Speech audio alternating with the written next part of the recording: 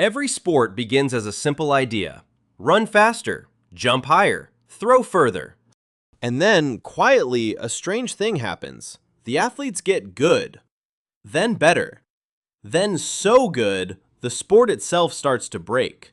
Because there is a hidden line in every sport, the limit of what the rules were built to handle, and every so often, someone crosses it. These are 5 times humans got so good, the sport had to change the rules to stop them. Sports Explained. Chapter 1. The Jump That Turned Its Back on the Sport. For most of the 20th century, the high jump had an obvious answer. You face the bar, and you throw yourself over it, face down. It was the sensible way, the respectable way. And in 1968, a lanky American named Dick Fosbury ignored all of it. He turned his back on the bar, arched like a bent spoon, and flopped over backwards. The crowd laughed. Then he won Olympic gold. Here's why it worked. Every body has a center of mass, a single balance point, and to clear the bar, that point doesn't actually have to go over it. By arching backwards, Fosbury sent his body over the bar, while his center of mass passed underneath it. Same effort, higher bar. It was so much better that within a decade, everyone did it. The laughable jump became the only jump. Fosbury didn't break a rule, he broke the assumption underneath it. Fosbury outthought the event. Nobody got hurt, the sport just got smarter. But what happens when an athlete gets so good, he becomes dangerous? Chapter 2. The Record That Flew Too Far. The javelin is the oldest idea in sport. Throw the spear as far as you can. And for a century, further was always better. Until 1984, when an East German named Uwe Hahn threw one. It traveled 104 meters, nearly the full length of the infield. It was a magnificent throw. It was also a serious problem, because javelins were now landing near the crowd, near officials, near the athletes in other events. There was a second issue too. The javelins were flying so flat, they landed almost horizontally, making it nearly impossible for judges to mark where they touched down. So in 1986, the sport did something almost unheard of. It redesigned the equipment. Officials moved the javelin's center of gravity forward by 4 centimeters.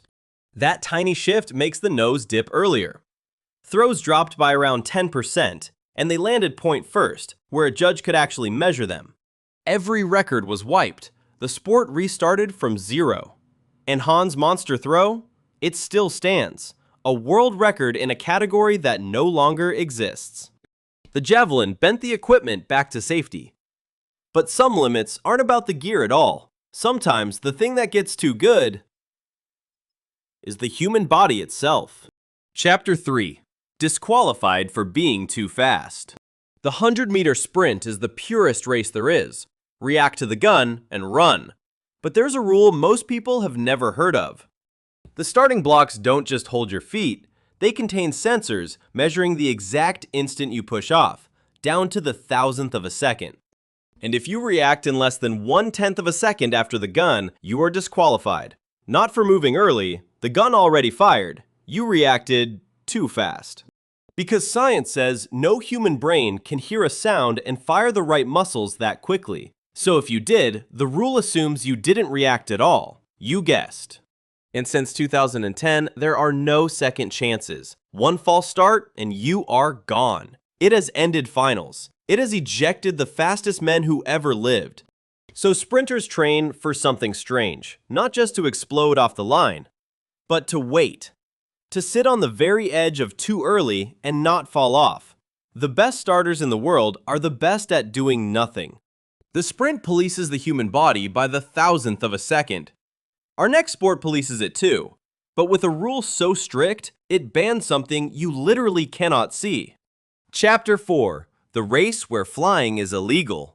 Race walking looks funny. The hips, the wiggle, the desperate not quite running. But that walk is the result of 2 brutally strict rules. 1. One foot must be on the ground at all times. 2. Your front leg must straighten the instant it lands and stay straight until your body passes over it. Follow both at speed and your body has no choice. The hips swing and the wiggle appears. The wiggle isn't a style, it's physics obeying the rulebook. But here's where it gets strange.